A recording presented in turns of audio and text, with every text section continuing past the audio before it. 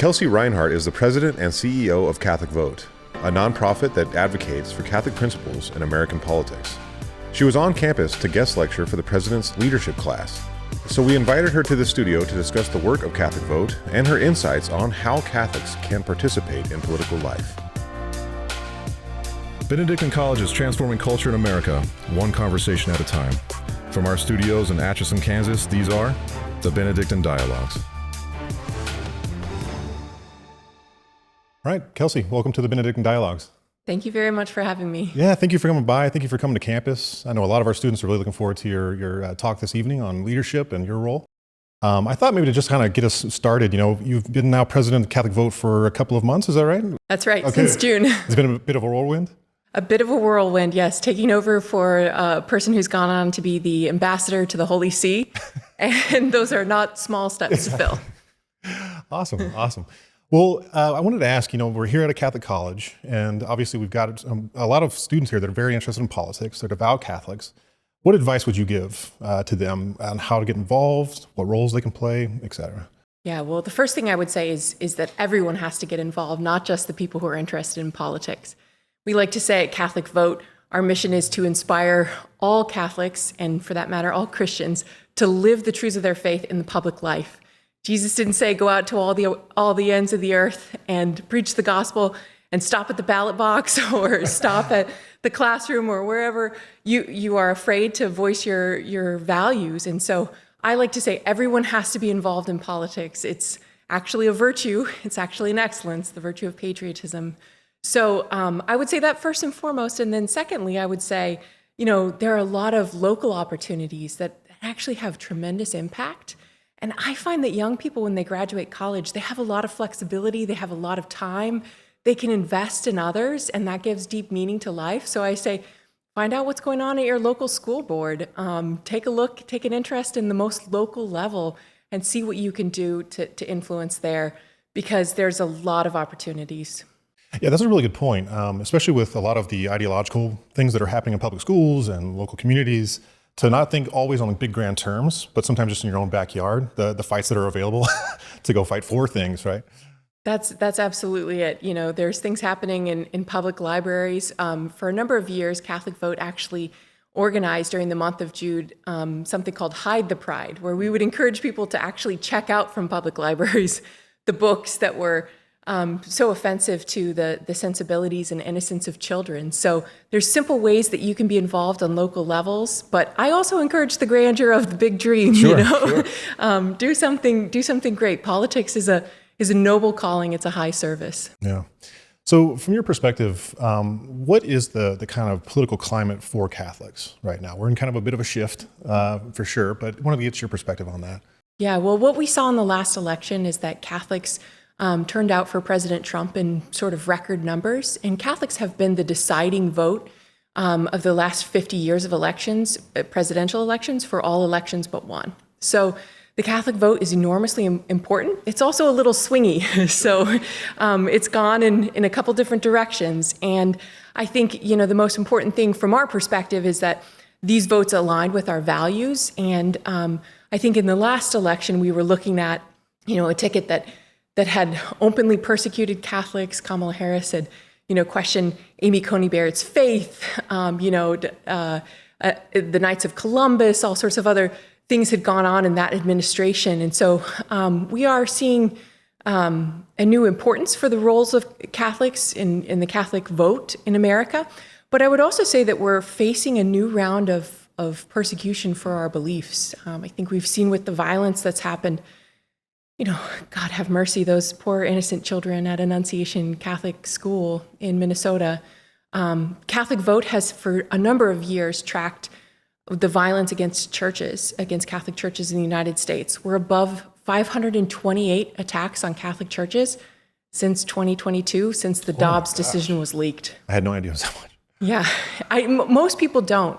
So we've petitioned the DOJ. I've been in conversations with them, the Department of Justice, to help eradicate anti-Christian bias and to really begin looking at this wave of persecution against Christians and Catholics. Yeah, we're in such an interesting political environment. I mean, there's unfortunately so much disunity, right, between Americans. And it's hard sometimes to figure out which battle to choose. I mean, there's so many life issues, there's so many local issues, there's ideological issues. How do you pick? If it's something you're passionate about, or what's your advice on that? Well, I would say that the church teaches that there are certain issues that are in a moral hierarchy of goods, non-negotiable.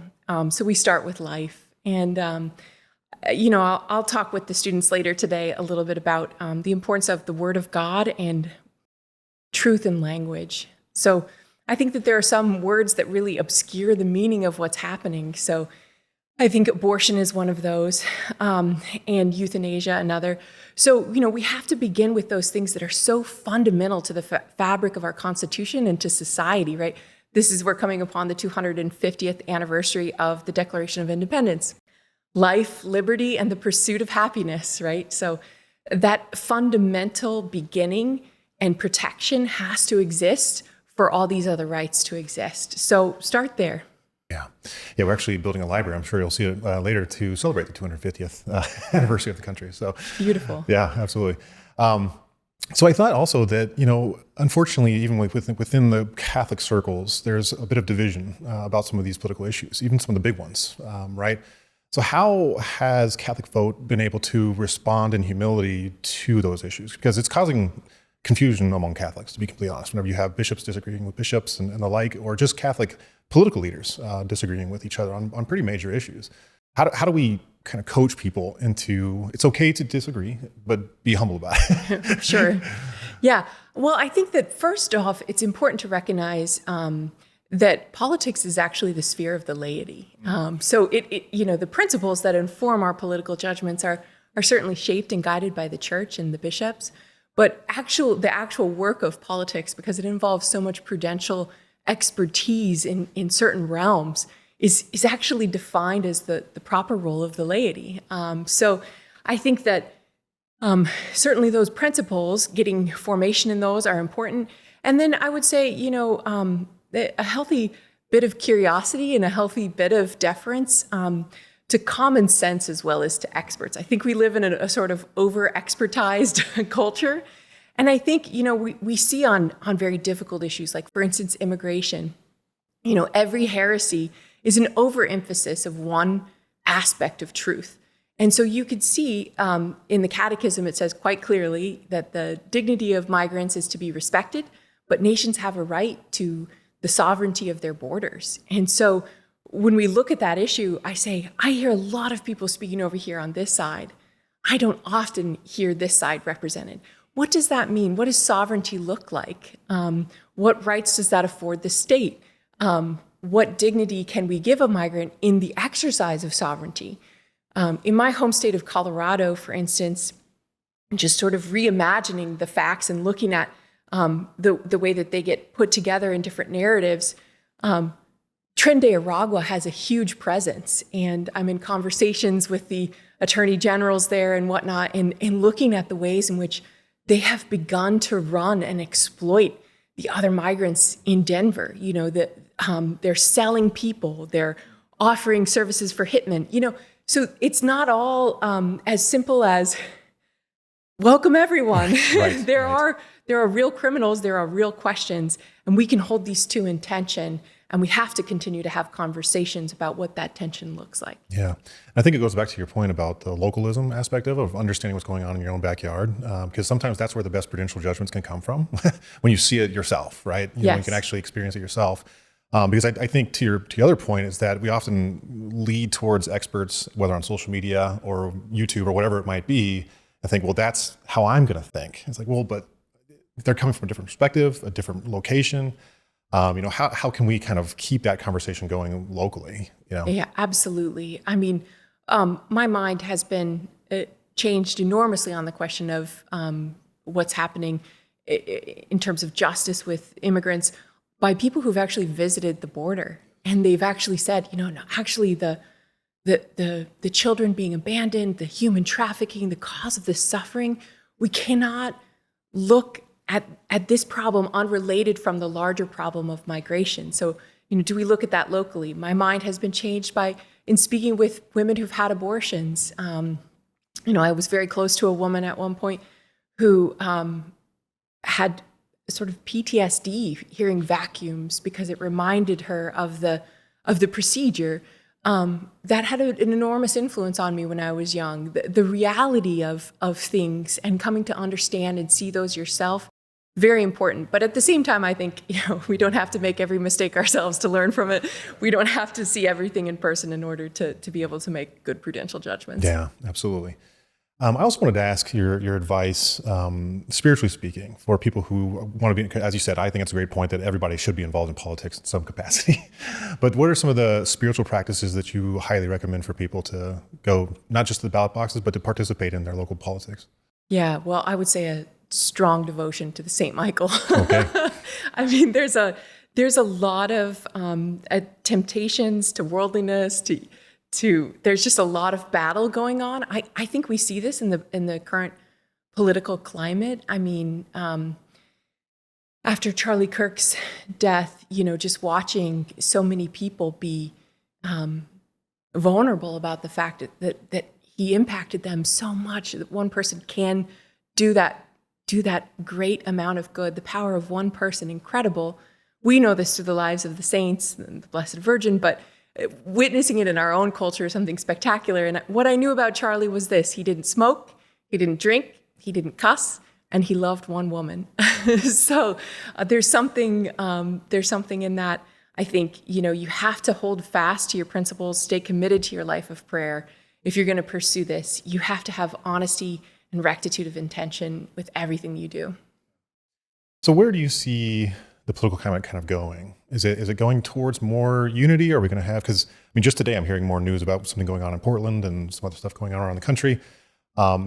People seem to be preparing for something not great, but I also see a lot of good, a lot of people really coming together and understanding like we have to have this conversation because we can't have another Charlie Kirk. We can't have another school shooting. We need to get beyond that. So where do you hope to see it? Well, it's interesting that you bring this up. I think that in order to recover our political sensibility, we actually have to recover a little bit more of our Christian sensibility. Sure. I see a lot of things. I saw a lot of people celebrating the death of Charlie Kirk over the weekend. There's a new moment in our culture where we're seeing the reductio ad absurdum, the final end logic of secularism. We have to turn to Christianity. You cannot politically fight hate. Law can go so far. We need human hearts to convert. And so I think that, Gen Z gets this in some way, right? So we see this huge number of conversions in Gen Z. And what's interesting is their mode of conversion actually comes through those political questions. And then it goes down into the religious one. So I say that the first thing that we should do, and that's why Catholic Vote has partnered with the White House on an initiative for America 250. It's called the America Prays Initiative. The first thing people should do is pray daily for the nation. And we're launching a confraternity where people can do just that. Listen, if you do one thing, no matter what political party you're in, you should be praying every single day for the nation. Yeah. So I'm a big Russell Kirk fan, the previous conservative writer.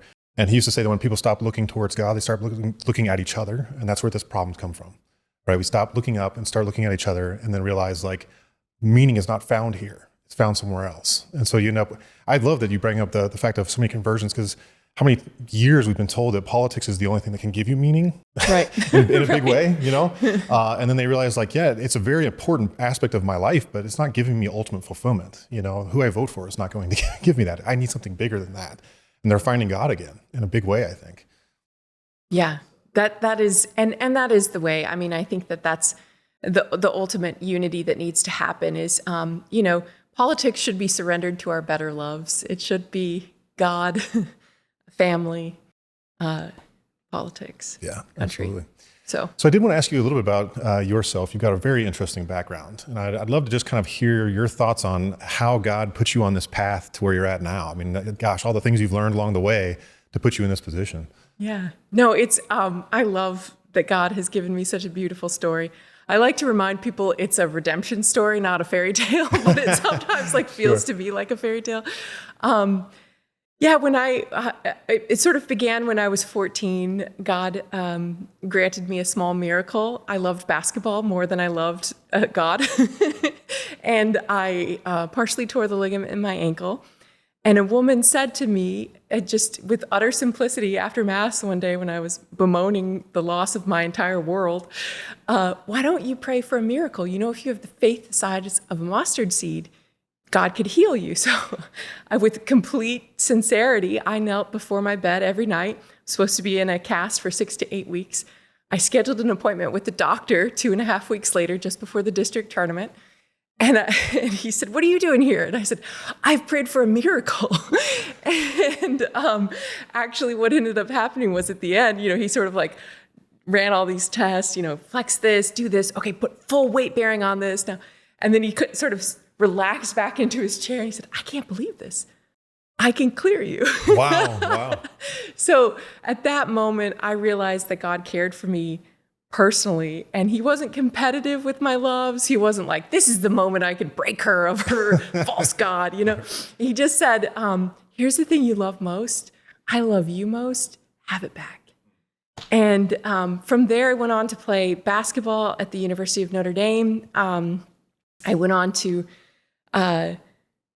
work as a lobbyist in DC, and then I was debating public policy and theology. What do I love better? And I applied to law school, and I was a missionary during that year for a short time in Nigeria. And I had this experience there where I thought, oh my goodness, I thought humanitarian law would save the world. And I realized that there was so much corruption that the law would do very little. And I felt like God was asking me to ask this question, like, be the most radical thing you could do for the world? And the answer was, join religious life. Oh, sure. Follow Christ as closely as possible. Live as he lived, as chaste, as obedient, as poor. And so I emailed the dean when I got back, probably the most unusual email he's ever received. And I said, excuse me, would you defer my acceptance and scholarship? I think I'm supposed to be a nun. And then I entered the Dominican Sisters of St. Cecilia. Those are in Nashville, right? In Is Nashville, that the yep. Nashville ones? Awesome. Sometimes called the Nashville Dominicans. We call them Nashville Dominicans, yeah. I'm from Texas, so we call them the Nashvilles. Yeah. So God is strange and surprising. He called me into religious life and then called me out. And I wondered, about that. I was like, you're trained to listen to his voice. My sheep know me. They hear me and follow me, he says in the Gospel of John. And I heard and I followed, and I was a little bit bewildered leaving the convent. Like, what do you want me to do? And I ended up at EWTN. And, it was kind of funny because I was like, what's prepared you for a life in Catholic media, apart from 9 years in the convent. Sure. And I said, well, if at one point Mother Angelica had an eye patch on her. That, yeah. So if a pirate nun can lead the world's largest Catholic media organization, maybe I can work here and offer the Lord something. So very quickly, they promoted me to the head of Catholic News Agency and the head of their international news division.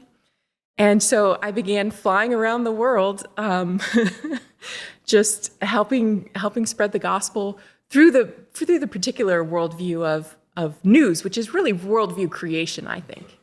Yeah, so you found your way into media via politics and theology, via basketball. Yes, yeah. And I'll just mention this because it's, I think, one of the dearest memories of my life was when I was the head of international news. I participated in founding a news agency in Iraq for persecuted Christians in Arabic in the region. And so, there were sometimes dangerous times. I'm at 6'2", I'm sort of a walking American flag. So, next to the Iraqis, it's like, sure. I wonder where she's from.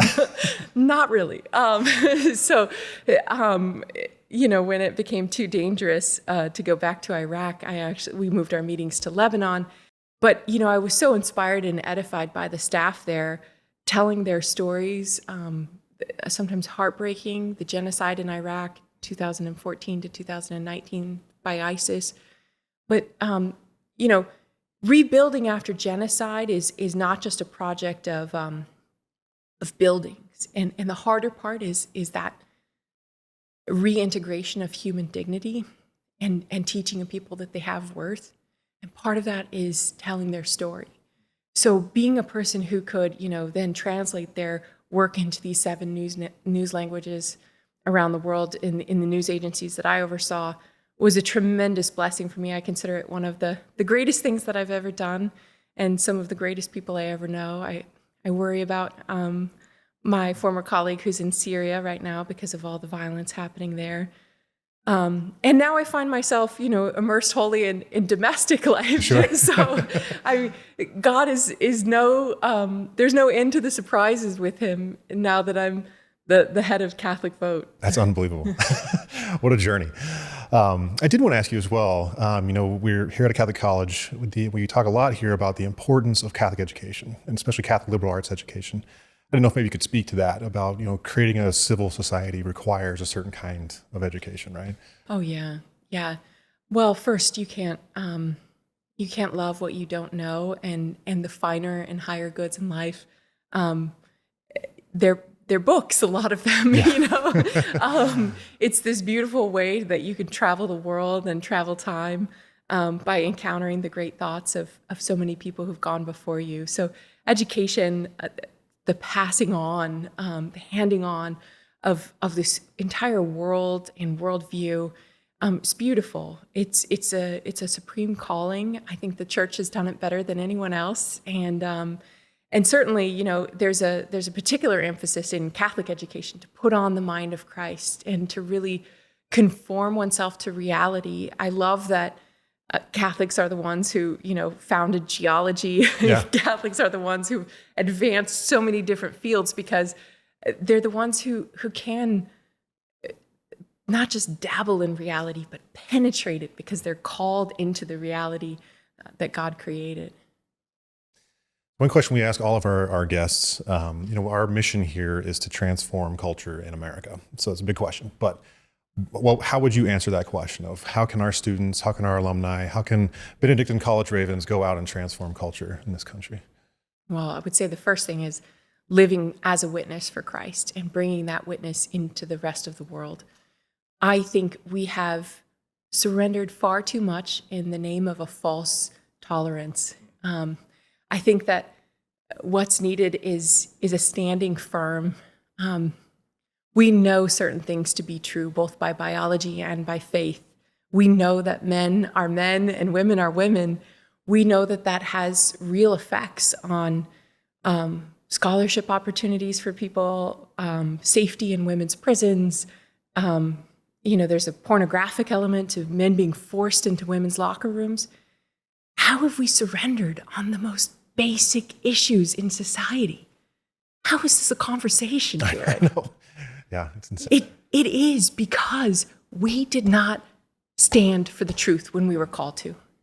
Because we could have said at a certain moment, no, as a principle of our faith, in the book of Genesis, one of the first things when God says, let there be light, there is light. When God says, something, it happens. When God says, Lazarus come out, Lazarus comes out from the tomb. And God said, he made them male and female. And we've studied at these institutions of academic promise, the chromosomes. We know that not a single chromosome can change. All of these problems, the root of so many of them, is that we did not defend the truth. We cannot surrender it.